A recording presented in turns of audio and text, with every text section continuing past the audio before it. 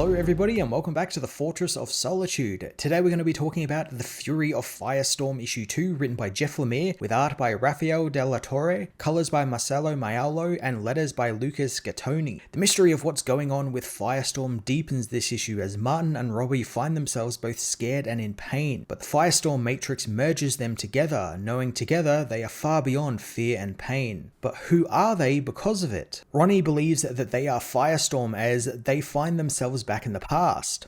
Ronnie tries to reach out to Dr. Stein but can't find him in his head as he remembers he isn't Firestorm yet and he needs to go back further. Reality shatters and Ronnie Raymond is shot into his younger body, where he arrives at his first job in assisting Professor Martin Stein in his physics classroom at university. Ronnie knows that he lied his way into the job, figuring that he belongs on the football team, not in a lab, but he's doing it to impress a girl. He knows that he's not good enough for this and never has been, needing to go back even further. I'm really liking what Lemire is doing here by going back through Ronnie's life and pulling it apart and pulling apart the character, figuring out what makes him tick and who he is. It's much like the first issue, really great for new readers. It's a great place to start, especially if you don't know anything about Firestorm, since it seems to be going back through his history, showing his origins, his meeting with Dr. Stein, all of that stuff that we haven't seen in a very long time. And again, new readers are going to love all of that stuff because they're getting to experience a new character, one who I'm sure they've probably seen in Legends of Tomorrow. He was across all of the CW shows at one point, so I'm sure they have some sort of memory of what Firestorm is, but not who he is as a character, and Lemire seems to be rectifying that. It's also giving us a great mystery, since why is the Matrix requiring Ronnie for all of this? What does it want to learn? Because we learned in the last issue, it's become sentient. It's trying to find, I guess, a purpose or like who it actually is when Ronnie and the professor aren't there. It's trying to find its own person. So that's a really intriguing mystery to have us go along with these characters with. Ronnie heads into the past again and to his 8-year-old self, where he's hiding under his grandma's kitchen table waiting for his father to pick him up. But his father is always late and doesn't seem to care about him. Ronnie plays with his Green Lantern and Flash figures, knowing that they are the only things that keep him company, and he imagines that they talk to him. He skips forward 5 years until he's 13, where he's about to win the junior high football championship. As he sprints down the infield, he keeps an eye for his father in the crowd, hoping that he came to watch him win. And after he wins the game and the team celebrates without him, he knows his father isn't there, and he's all alone again. Ronnie begins to spiral even further and sees himself as 19, flunking class and not making the football lineup. Because of this and his desperation to try and impress a girl, he lies to Professor Stein to get the assistant job, and now even Martin will see right through him when in really he's just a nobody. In a turn of events, Martin is actually kind to Robbie, wanting to know why he is there, since obviously he doesn't know how to do physics.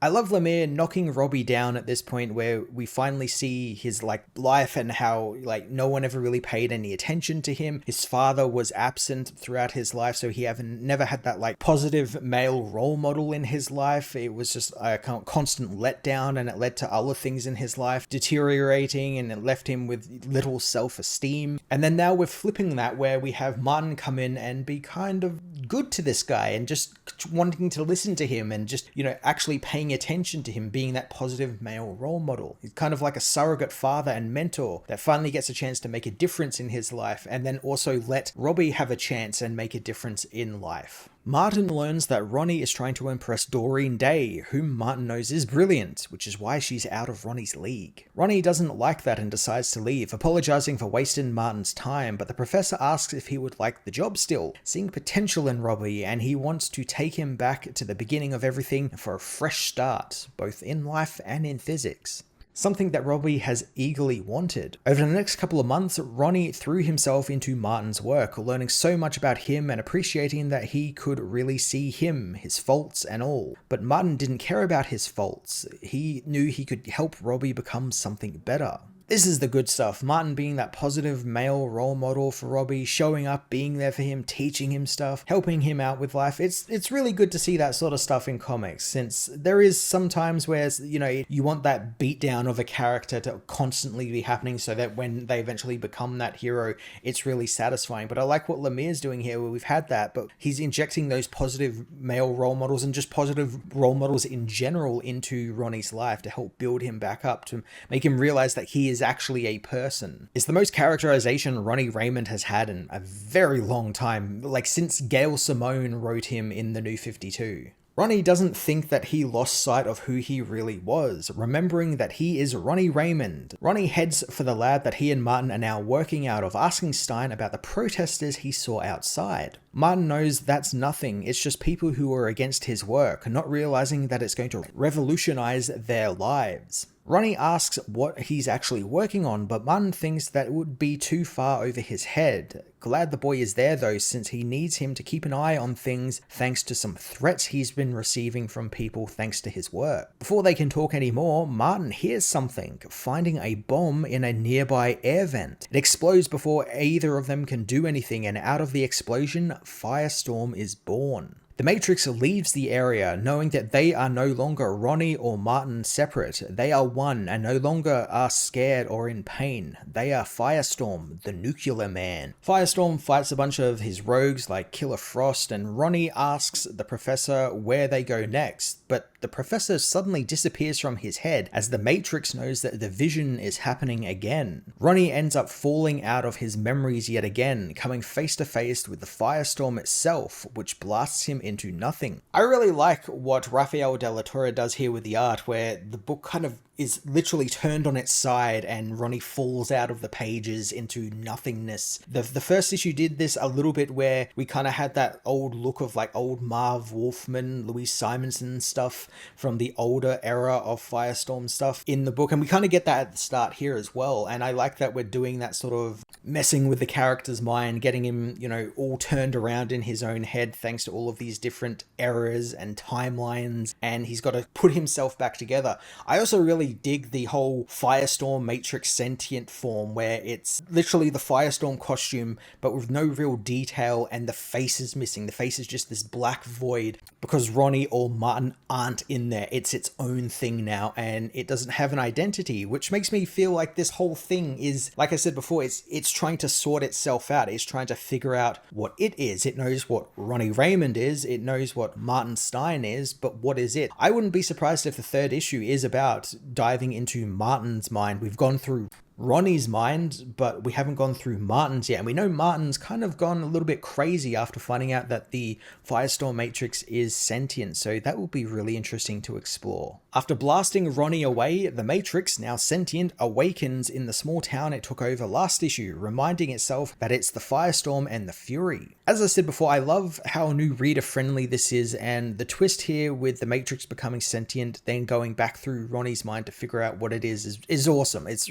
really cool. So an interesting way to frame a Firestorm story. Outside the Dome City, the military watch Firestorm change its face into the dark shadow we saw before, figuring that can't be good. The general asks if they have heard from Firehawk and her team, but no one has had any contact with them since they entered the city. The general knows this is now beyond them and it's out of their control, but luckily someone is there to help, as the Justice League have arrived to deal with Firestorm. The League team that has shown up here, which we know there are multiple League teams as per Mark Waid's Justice League Unlimited book, is really interesting. It's, you know, Martian Manhunter, a Flash, Green Lantern, Supergirl, Hawkgirl.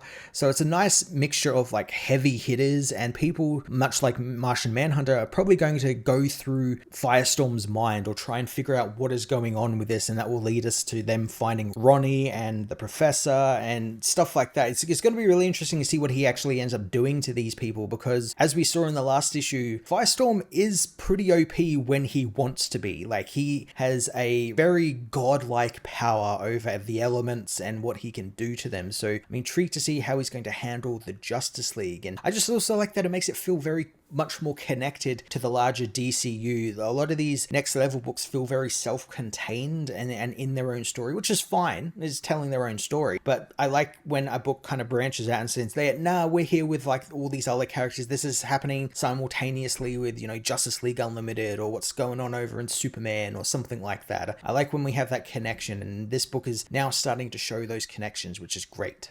The Fury of Firestorm issue 2 was another really fantastic character-rich issue, this time focusing on Ronnie and his troubled childhood, about how he never had anyone in his corner his entire life until he met Dr. Martin Stein. I really loved getting to spend time with Ronnie and finding out a little bit more about his childhood, things that I had completely forgotten about and things that Lemire is adding to this character's origin, because there wasn't really much there to go on, or at least not in the most recent years, so we're kind of having a redo with the character, and it's making it new reader friendly for new readers who are coming in and picking up the book thanks to the All In initiative and the Next Level initiative. I really like the whole positive male role model thing that Martin Stein has with Ronnie. I think it's great seeing him come in and kind of mentor Ronnie and kind of take him away from those bad thoughts and actually give his life purpose. I'm also intrigued to see what's going on with the Matrix and how it seems to be using Ronnie and Martin's histories together to try and figure out what itself is, because we know it became sentient. So I'm intrigued to see what Lemire is going to be doing with that in the next issue, which I'm sure is going to be a Martin Stein centric issue. It kind of feels like it's heading in that direction. Since we've got the Ronnie issue, we need the Martin issue next. So very much looking forward to it. This is the most character development Firestorm and Ronnie and Martin have had in a very long time, and I'm all for it. I'm going to give this issue an 8.5 out of 10.